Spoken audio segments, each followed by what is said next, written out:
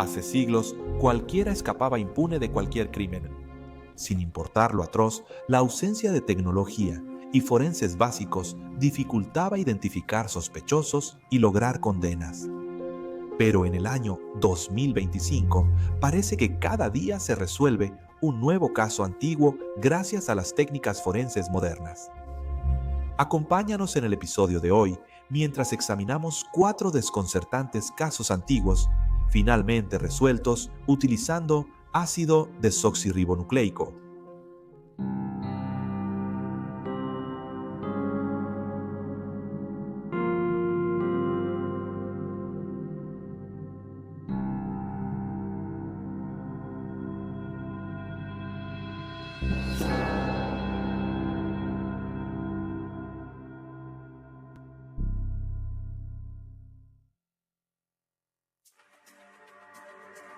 Una Crown.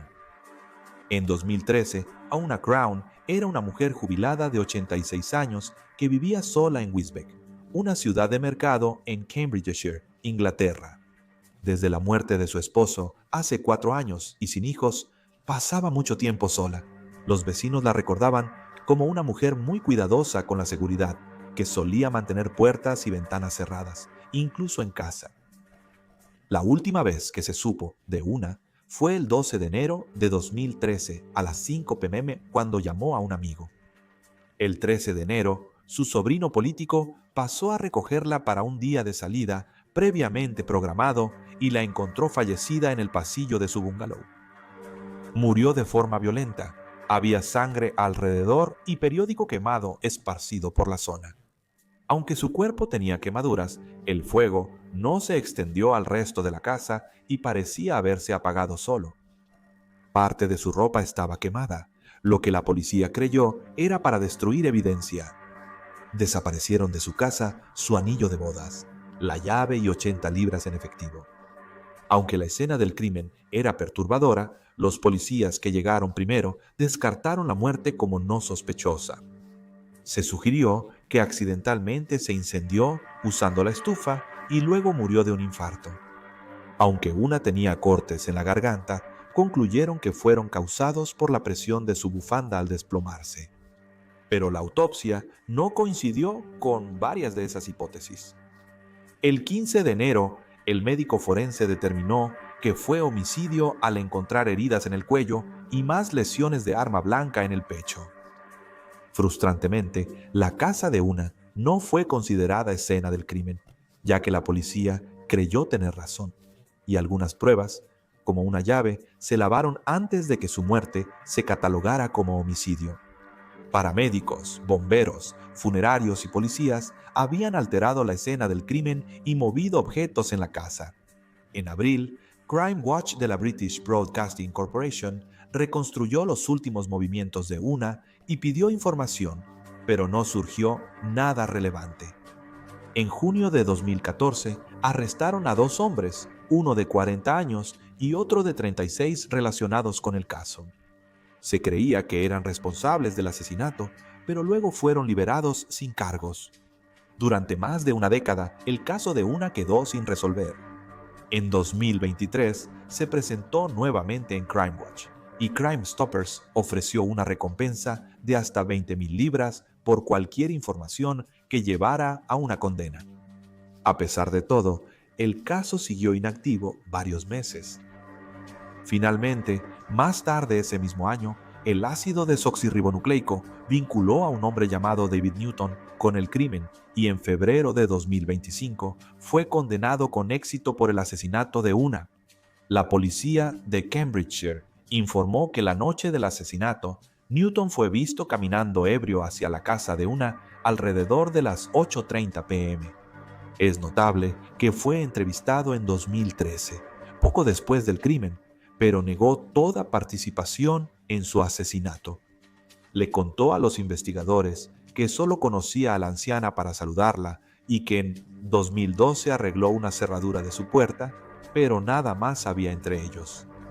Después se supo que hizo una copia extra de la llave al arreglar la cerradura. Cuando Newton fue acusado en 2023 tenía 70 años.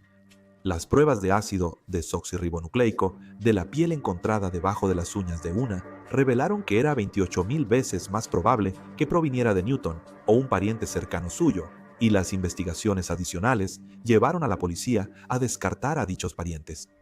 En la segunda entrevista con la policía, Newton se negó a comentar. No presentó pruebas durante su juicio y la defensa no llamó a ningún testigo. La policía descubrió que el 13 de enero gastó libremente y el 14 depositó dinero en su cuenta por primera vez en 15 meses. Newton recibió cadena perpetua.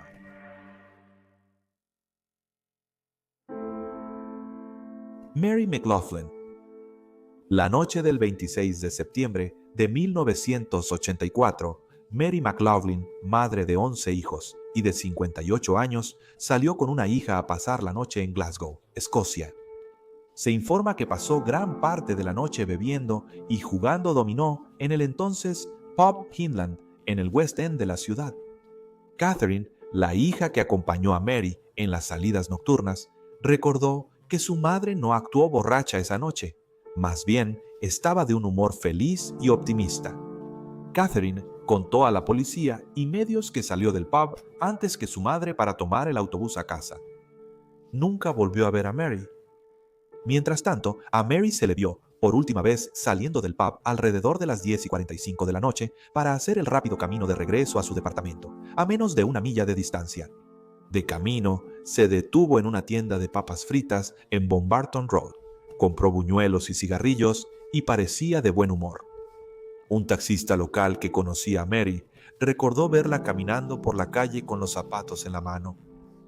Mary no tenía contacto frecuente con su numerosa familia, que vivía en varias ciudades de Escocia, pero una vez a la semana, uno de sus hijos, Martin Cullen, pasaba a visitarla y a ver cómo estaba. El joven de 24 años llegó al apartamento de Mary el 2 de octubre, unos 6 días después de la noche de Mary con Catherine. Sin embargo, su madre no respondió a la puerta y notó un olor horrible emanando desde el interior del apartamento. Consiguió una llave del vecino de su madre, pero no pudo abrir y tuvo que derribar la puerta. Martin había ido al apartamento en compañía de su entonces pareja, quien entró primero y vio el cuerpo de Mary y comenzó a gritar. Mary fue agredida sexualmente y estrangulada hasta morir. El asesino le puso el vestido de nuevo apresuradamente. Por eso estaba al revés. Entonces los investigadores tenían pocas pistas.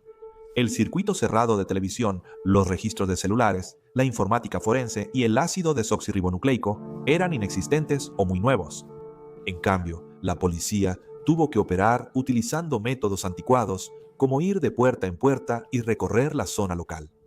Recopilaron muchas declaraciones, pero les costó hallar pistas útiles. El caso se reabrió y revisó varias veces en las décadas siguientes, pero permaneció sin resolver durante 35 años. En 2014, nuevas técnicas de ácido desoxirribonucleico dieron esperanza a la policía y a la familia de Mary de encontrar respuestas pronto. Antes, solo se podían observar 11 marcadores de ácido desoxirribonucleico, pero la nueva tecnología permitirá identificar 24, aumentando las posibilidades de coincidir con muestras más pequeñas o de menor calidad. En 2019, los investigadores decidieron desatar un nudo en la ligadura utilizada para estrangular a Mary décadas antes, con la esperanza de que el asesino dejara su ácido desoxirribonucleico allí. Tuvieron suerte. El análisis recogió un perfil de la muestra y rastrear al asesino fue fácil después de eso, ya que su ácido desoxirribonucleico ya estaba en la base de datos. Se analizó un cigarrillo hallado en la escena del crimen, lo que reforzó que el sospechoso de la policía era el verdadero culpable. El hombre era Graham McGill, de 23 años al momento del asesinato de Mary. Los fiscales luego descubrieron que él habló con Mary camino a casa y que ella lo invitó a pasar o él la siguió adentro. Mary vivía sola y la fiscalía diría al jurado que Mary McLaughlin era amigable y confiada. Lo que sugerirían provocó su muerte. McGill había sido condenado por violación en 1981 y estaba en las últimas semanas de una sentencia de 6 años que se había reducido a la mitad debido a buen comportamiento en 1984. Obtuvo liberación temporal de una prisión de Edimburgo días antes del asesinato del 21 de septiembre, cuando fue a Glasgow, violó y mató a Mary, y volvió a prisión el 27 de septiembre. Antes de huir de la escena, había usado las llaves de la casa de Mary para cerrar la puerta detrás de él. En 1999 fue encarcelado de nuevo por asalto, con intento de violación y liberado en 2007. Al ser arrestado por el asesinato de Mary en 2019, aún era considerado delincuente sexual. Y los investigadores notaron que McGill se sorprendió cuando aparecieron en su puerta. Las autoridades pudieron localizar a la ex esposa de McGill, Susan Russell, quien les dijo que él había confesado haber asesinado a una mujer hace años, pero había amenazado con matarla si ella le contaba a alguien. Susan explicó al jurado. Él dijo que la estranguló y solo quería saber cómo se sentía matar a alguien. Dijo que usó sus medias y se sorprendió de lo mucho que tardó en matarla. Tras un juicio de 3 días, en 2021, el jurado emitió un veredicto unánime de culpabilidad tras 2 horas de deliberación. McGill, de 59 años, fue sentenciado a al menos 14 años de prisión. El juez dijo que no mostró remordimiento por su crimen. Martin, el hijo de Mary, quien descubrió su cuerpo, declaró: «Esperemos que muera en la cárcel».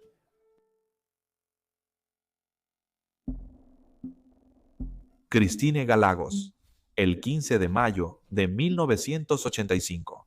Christine Galagos, de 18 años, le dijo a su familia y a su prometido que haría autostop para ir a trabajar esa noche. La última vez que la vieron fue en 4000 West, Salt Lake City, Utah, rumbo a la autopista a las 10:30 de la noche, pero Christine nunca volvió a ser vista con vida. A las 3:50, antes meridiano del día siguiente, un transeúnte halló su cuerpo cerca de Dierks Field, junto a la calle Jefferson Sur 1384. La muerte de Christine había sido brutalmente violenta. Fue brutalmente golpeada, agredida sexualmente, apuñalada y asesinada a tiros. Los investigadores observaron que la joven de 18 años luchó ferozmente con su asesino en la escena, y un oficial indicó que pelearon y fue apuñalada fuera del coche. Dejó sangre hasta la cuneta de la calle Jefferson. La policía teorizó que su asesino era alguien que la había recogido para llevarla al trabajo, pero en cambio la llevó a la zona aislada donde fue atacada. En las semanas siguientes se entrevistó a varias personas y testigos, pero no hubo sospechosos ni detenciones. El caso rápidamente se enfrió. Durante años se reabrió y revisó el caso, pero nunca hubo pistas viables, ni siquiera cuando las pruebas forenses se volvieron rutina en la investigación. No fue hasta el 2023 que los investigadores avanzaron, después de que la Junta de Revisión de Casos Fríos del Estado sugirió que intentaran la vía de las pruebas de genealogía. Usando esto, la policía pudo encontrar a un sospechoso, Ricky Lee Stallworth, quien en 1985 era un aviador de 27 años, estacionado en la base aérea de Hill. Nunca se mencionó su nombre ni fue entrevistado en la investigación original. Un hisopo voluntario de un familiar confirmó que Stallworth fue responsable del asalto sexual y asesinato de Christine. Al investigar el pasado de Stallworth, se descubrió que en sus últimos 2 años fue conocido como el acechador de State Street, y la policía lo contactó varias veces por presunta interacción con trabajadoras sexuales en esa calle.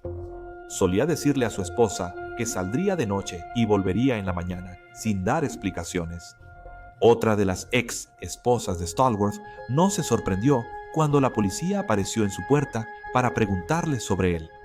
Ella tuvo una actitud similar cuando los investigadores revelaron que estaban recolectando ácido desoxirribonucleico para ver si él estaba involucrado en otros delitos sin resolver. Sin embargo, otra de sus ex esposas, que estuvo casada con él durante 19 años, afirmó que no creía que él fuera responsable, insinuando que, dado que nunca fue violento con ella, era imposible que fuera violento con otros. Afirmó que ni una sola vez Él alzó la voz o la mano contra ella durante su unión de casi 20 años y agregó: ¿cómo se pasa de eso a matar a alguien? Uno pensaría que habría algo en 19 años, pero no. No se sabe si Stallworth conocía a Christine antes de su muerte o si solo fue un crimen de oportunidad. Lamentablemente, falleció en 2023 antes de la coincidencia de ácido desoxirribonucleico, por lo que no se le puede interrogar sobre el caso.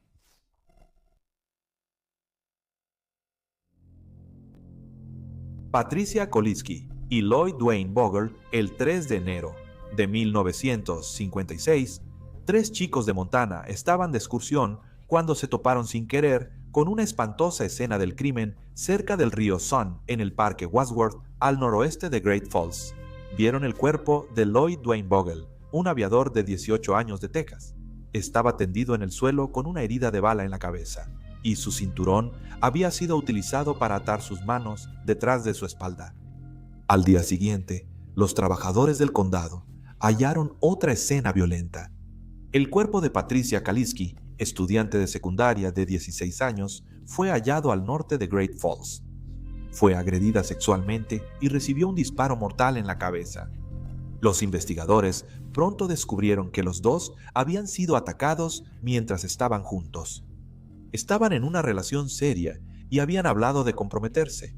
El lugar donde mataron a Lloyd era un camino local de amantes.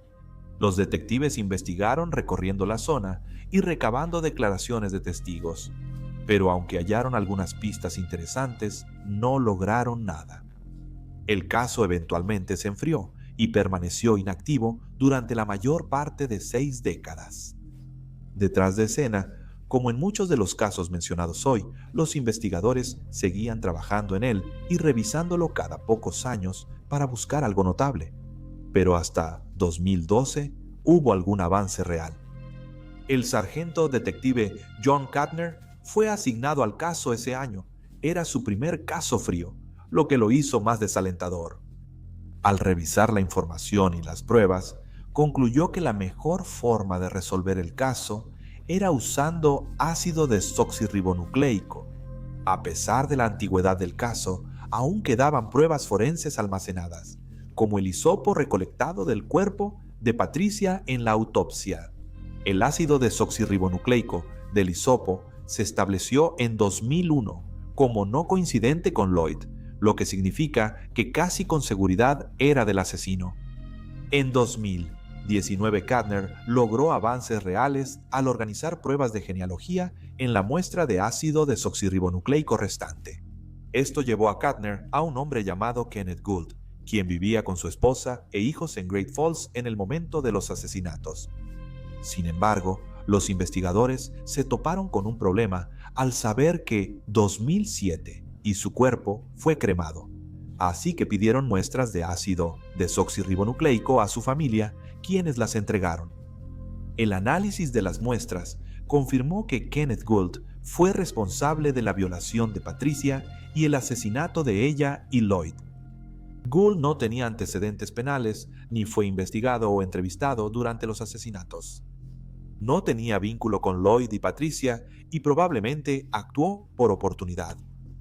Tenía 29 años en 1956 y se casó con Lulabelle Brown 4 años antes, cuando ella tenía 16. La familia pasó algún tiempo viviendo en las comunidades de Montana, de Geraldine y Hamilton, después de los asesinatos, antes de mudarse a Missouri en 1967. Nunca regresaron a Montana.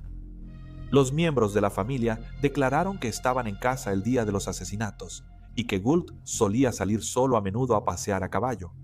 Gould no estaba relacionado con ningún otro delito, y aunque no puede ser acusado por los asesinatos, los investigadores consideran cerrado el caso de Patricia y Lloyd. Y esos son los hechos. Por favor, deja un comentario abajo con tus propias ideas y reacciones. Y recuerda darle me gusta a este video y suscribirte para apoyar al canal. Gracias por ver. Mantente alerta, mantente seguro y nos vemos la próxima vez.